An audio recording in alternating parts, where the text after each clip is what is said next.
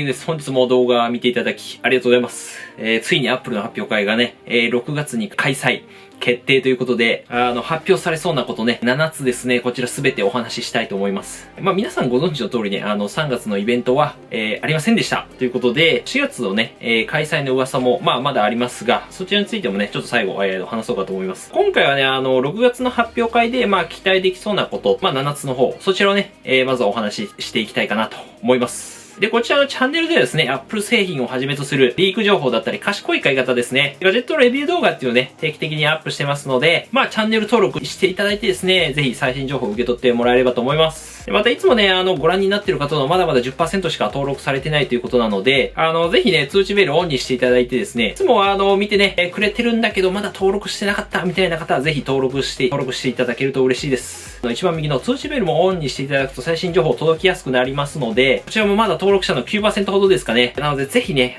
通知オンにして最新情報を受け取ってもらえればと思います。Twitter も日々ね、こちらタイムリーに更新してますので、フォローお願いします。で、まず、この6月ですかね。7日に開催決定。まあ、日本時間だと8日ですかね。発表会のこの招待状が来ましたね。まあ、ちなみにこの招待状というのが、発表会の前にね、来るんですけども、まあ、どういったこう、発表が行われるかのね、この画像とかが結構招待状がヒントになったりするんですよね。隠されていると。はい。まあ、今回の場合はね、赤髪のね、シャンクスじゃないわ、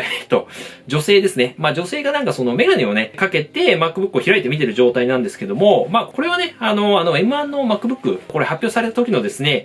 クレックさんっていうのがね、まあおちゃらけでこう M1Mac こう覗いたみたいなね、発表会のシーンがあったんですけども、まあそこからまあ来てるっていう感じですね、これ。はい、ちょっと笑っちゃったんですけど、クレックさんApple のソフトウェアのね、最高責任者ですね。まあ一応副社長、まあバイスプレジデントなので、まあもちろん超偉い人なんですけども、画像から結構まあ読み取れることは、まあいくつかね、まあいろいろあったりするんですけども、まあ例えばこの MacBook あるんで、まあ新型なんじゃないかとか、まあメガネにこうアプリがね、映ってるのでね、まあ AR とかやっぱ拡張現実関係のね、やっぱまあ例えば Apple Glass なんじゃないかとか、まあいろいろね、あるとは思いますと。はい。まあ皆さんはね、ちょっとどう思いますか？ぜひね、こんなヒントなんじゃないかなとか、コメントいただければと思います。で、また Apple はですね、まあいくつかこの投稿の画像パターンがね、あって、まあみんなこれメガネかけてるんですよ、今回。まあなんで、まあちゃんと例えば日本のね、これバージョンだと6月8日に、なってたりとか、もちろん日本語になってたりとかね、結構まあこの作り込まれてたりね、するんですけども、まあメガネに映ってるのは、まあもちろんね、MacBook の画面とも撮れますし、まあそれかメガネ自体にね、これ映ってるとも捉えれなくもないかなっていうところで、まあもしかしたらこの噂されてる製品のね、Apple Glass なのかもしれません。まあ一つ目の期待される製品としては、まあ Apple Glass なんですけども、じゃあその6月の発表会で登場するのかっていうと、まあそれはまずないと思いますね。はい。まあ今のところは Apple Glass の登場自体は、2023年頃じゃないかと言われているのと、まあ Apple のその VR ヘッドセットをですね、まあ頭に装着して VR のその拡張現実、まあ多分ゲームとかなんかいろいろ映画とかだと思うんですけども、そういったものが楽しめるものが2022年に来るんじゃないかっていうね、と言われておりますので、まあなので今後のその VR の関係に関する、まあティザー映像ですね、まあチラ見せとその6月の発表会はね、開発者のためのね、まあものなので、これはそもそもね、まあ来年とか、まあ今後出てくるであろう、まあ Apple Glass のための、その開発用のまあ API とか、まあ言ったりするんですけども、まあそういったものを配って、まあ要するに Apple Glass 用とかのアプリとかをまあ開発しやすく、なるためのものですね。まあ、要するに Apple Glass みたいなものができても、まあ最初は見新しくてこうみんなつけるかもしれないんですけど、まあ要するに中身の OS とかもちろんだし、アプリとかがまあそもそもないと意味ないし、売れないっていうところですね。でもう役に立たないともうそもそも誰からも必要とされないじゃないですか。で、Apple Glass のまあ登場の確率自体は 3% かなっていうところですね。まあほぼないでしょう、これは。まあただ今後どうなっていくのかっていうのは6月に結構まあ分かってくるんじゃないかなっていう気はします。はい。ということで、この今後の、まあもちろんね、発表会の時も解説しますので、気になる方はぜひね、チャンネル登録してお待ちいただければと思います。続いてね、発表が期待される製品、2つ目、MacBook Pro 14インチですね。まあうまくいけば次世代のこの MacBook Pro も夏に来るんじゃないかというふうに言われております。まあ皆さん、ご存知の通りですね、昨年の11月にね、M1 チップ搭載した新しい MacBook、こちら、Air と Pro 登場したんですけどね。はい。まあ詳しくは、レビュー動画僕も今使ってるんですけども、再生リストございますので、そちらの方からね、ご覧いただければと思います。。はい。で、M1 チップ搭載で登場したんですけども、まあ、プロ、13インチ上位モデルっていうのは、まだM1 チップに置き換わってないんですよね。まだなんで、インテル版としてね、実は販売が続いてるっていう感じで、まあ、なんでさらにこの高性能な M1X チップの搭載とか、まあ、デザインの大きな刷新ですね。端子も昔の Mac のように SD カードスロットとか、まあ、HDMI ポート、まあ、さらにこう磁石でくっつくマグセーフ充電器のね、復活とか、まあ、非常に楽しみですね。まあ、なんで、やっぱこのさっき言った上位のね、インテル版と、まあ、置き換わるだろうというところ。はい。まあ、詳しくはね、この別の動画の方でしっかり解説してますので、こちらもぜひね、ご覧いただければと思います。はい。ただ一応日経アジアの記事の方ではですね、はい、もともとこれ原文英語なんですけど、まあ、5月か、またはその6月のスケジュールから、まあ、今年の下半期に、まあ、6月以降ですね、まあ、2台の新しい MacBook、要するにラップトップの量産を開始するんではないかというふうにありましたので、まあ、つまりこれは意味することは11月ですね、発表としては。まあ、Mac がその主役の発表会で登場する可能性が、高いんじゃないか。っていうことを示しているような気がしますと。ただこのスケジュールが、まあ、例えば変更になった場合は、6月がまあ発表をね、するその最後のチャンスになるんじゃないかと思います。まあ、例年やっぱ9月とかがiPhone にまあフォーカスを当てた発表会になりますので、はい。まあ、去年はやっぱ感染症の影響で10月にずれたりしたんですけど、まあ、一応なんで登場の確率としては 30% ぐらいなのかなと。思いますね。で、3つ目ですね。Mac でね、この登場する、まあ、確率が、高いんじゃないかっていうのが、大きくこう、モデルチェンジが来るであろう iMac ですね。はい。まあ、もともとは、Apple とこう、内通者がいると噂されるリーカーのですね、ジョン・プロスターさんが、まあ、iPad Air 4のようなその、カラフルな iMac が、まあ出るんじゃないかっていう風な情報が出てましたが、まあそれからいろいろとね、こう、iMac がそろそろ出るんじゃないかっていうね、情報が結構出てきているんですけども、例えばこの新型の iMac と見られるものがですね、まあ X コードのこのクラッシュログっていうものから、発見、されてまして、まあ、つまりその Apple Silicon を搭載した iMac の、まあ、おそらくこうなんか実験が行われたのかわかんないですけど、まあ、そういった記録がですね、ちょっと漏れちゃった可能性が高いと。まあ、なので Apple Silicon 搭載の、まあ、おそらく、まあ、M1 チップとかの iMac が来るのではないかと言われたりですね。あと、この 21.5 インチの iMac っていうのがあるんですけども、そちらの、512GB と 1TB のそのストレージ容量の選択肢っていうのが消えちゃったんですね。まあ、なんかフュージョンドライブみたいなの残ってるんですけど、まあ、こういったものが、こういったことやっぱ行われたりするのは、大体まあ新型が、こう出る前の、なんていうかね、予兆なのかなと思ったりしますし、まあ iMac Pro に関しては、まあ在庫限り終了というね、ことはね、アナウンスありましたので、まあ次のやっぱ WWDC で、登場する可能性っていうのはね、全然、まあ可能性あるんじゃないかなと思いますね。で、新型一応 M1 チップ搭載の iMac、まあ登場。こちらの確率はまあ 70% ほどぐらいではないかなと思います。はい。続いて発表されそうなものはですね、iOS15 ですね。まあこれも100% 送るんじゃないかと思いますが、まあ一応6月の発表会自体はハードウェアというよりかはやっぱこういった OS ですね、製品の中身のものの方にフォーカスしたものになりますので、一応 iOS15 に関しての情報はね、まああんまりちょっとないので、まあなんとも言えないんですが、まあ例年通りね、すごい大きな変更というよりかは、性能の、まあ改善とかに焦点を当てた、まあマイナーアップデートの方になるんじゃないかと思います。まあ次の一応 iOS15 では、まあ僕が見た記事ではなんかね、iPhone、まあ 6S と初代の iPhone SE っていうのが、まあ今回からね、アップデートっていうかサポートから外れるっていうじゃないかって言われたらですね、まあなんで一番サポートされる、一番古い iPhone が iPhone7 に、なりそうだっていうことですね。あとまあ懐かしいこの iPod Touch の7世代とかは、iPhone7 と同じ A10 フュージョンチップっていう搭載してるので、まあおそらくサポートに入るんじゃないかなと思います。まああとはまあ性能とかやっぱ省電力性能ですね。まあそちらの向上だったりとか、まあ iOS あと14で搭載されたですね、ウィジェット、大きい画面情報を見れるものとか、アプリをね、こうまとめてくれる App ライブラリとか、まあそこら辺の改善が、あるんじゃないかなと思ってます。まあ特に App ライブラリはね、なんか今一番右までこう進まないと出てこないっていう仕様になってるんで、これぶっちゃけね、使わなくないですか？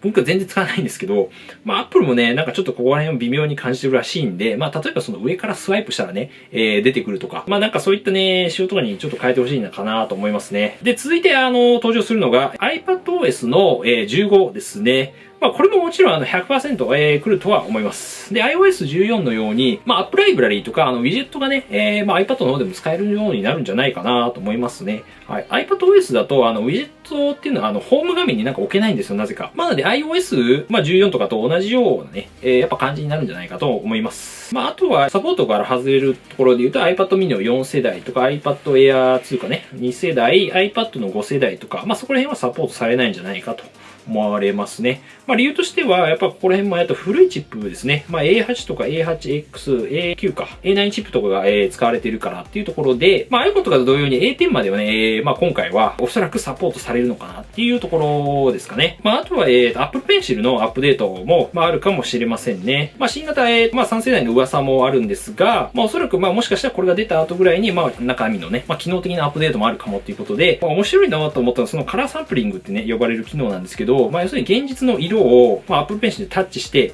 取り込めるみたいな。で、iPad 上でそれを再現できるっていう、もうSF 映画に出てきそうな、なかなか面白い機能だなと思ったんですけど、要するにカラーセンサーっていうのがついてて、光でね、そう色を測定して、そのままiPad で再現できるみたいな。で、そういう特許のね、申請を出してるんですよね、実際。これなかなか面白いなと思いました。続いてはですね、MacOS の方ですね。こちら12っていうのも、100% 登場するんじゃないかなと思います。今の Mac には、Big Sur っていうね、OS 入っているんですけども、ここ最近ね、多分一番の、変化だったんじゃないかなと思いますね。これシリコンのサポート自体もそうですし、アイコン変わってね、柔らかいね、丸いアイコンになったりとか、見た目のその UI とか、使い勝手みたいなところも、iPhone みたいとか、iPhone とかね、iPad みたいな感じになってるんですね。もうタッチできそうな、見た目というか。M1 の、場合だと、例えばちょっと Bluetooth がね、不安定だったりとか、僕の場合だと、トラックパッドを押してもね、たまに反応しないとか、はい。昔のちょっと Bluetooth マウスとかが、バグってね、接続できなかったりとか、そういったね、ちょっと細かいバグはね、やっぱりまだまだあるんで、そういったところをね、どんどん修正していってほしいかなっていうところはあります。ただビッグサーっていうね、やっぱ大きな刷新っていうのが、そもそもあったので、基本的にはその細かい修正とかに、限られるんじゃないかなと思います。情報自体もあんまりね、ちょっとなかったりはしたので、あと一応、WatchOS ですね。Apple Watch の OS もあるんですが、特にあんまりそんな情報なかったので、ちょっと簡単に飛ばすんですけども、一応次のその Apple Watch 7ではですね、グルコースモニタリングですね。血糖値の測定が来るとか、言われてたりするので、去年の場合、新しいものはね、血中酸素フォワード。要するに、血液中の酸素が、どれぐらい入ってるかっていうのをね、できるようになったんですけども、なんで何かしらその、ヘルスケア関係のね、機能的なものとか、この辺やっぱどうしても強化してくるんじゃないかと思いますね。こういった、ご時世でもあるんで、で、7つ目ですね。こちら最後は、これね、僕のどちらかというと勝手な予想なんですけども、新しいやっぱ高性能なね、Apple Silicon のチップに関して、何かしら発表とかあるんじゃないかなと思って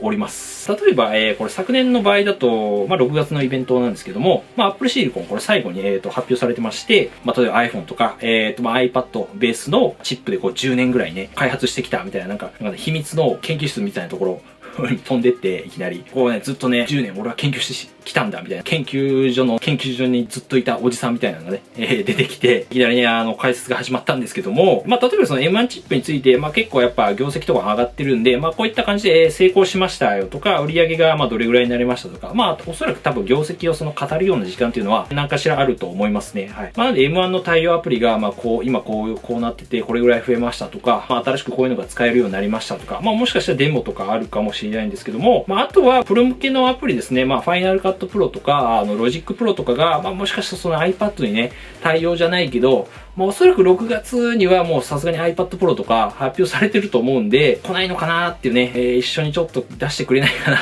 ていう風な期待は多少あるんですけども、確率としてはでも低いと思います。はい。次のね、やっぱそのいったプロモデル、14インチとか16インチとか、そこら辺に向けてですね、高性能なチップの、M1X とか、多少なり何か、多少なりとも言及があるんじゃないかなと思ってますね。さすがにその M1X チップバーンみたいな感じで、名前とかそういうのはさすがに競合のね、こともあるんで、さすがに出さないとは思うんですけども、おそらくこういう開発をしてますとか、こういったものを使ってその開発環境をね、整えてくるというか、去年の前だとそのロゼッタのね、発表とか、ユニバーサルとかロゼッタの発表が、その発表会の中であったので、開発とかに役立つようなツールみたいなのが、出てくるんじゃないかなと期待しております。次のね、プロモデルに関しては、やっぱ Mac Pro とか、めちゃめちゃ高いモデルに近いやっぱ性能がね、出るんじゃないかっていうことが、すごい期待されてますので、プロとかね、M1 のプロとか検討している方はね、僕は待つのが賢明じゃないかなとは思っているんですけども、ね、皆さんが6月のイベントで期待すること、こちらは、どういったことでしょうか。僕はやっぱさっき言ったように次世代のね、MacBook Pro のね、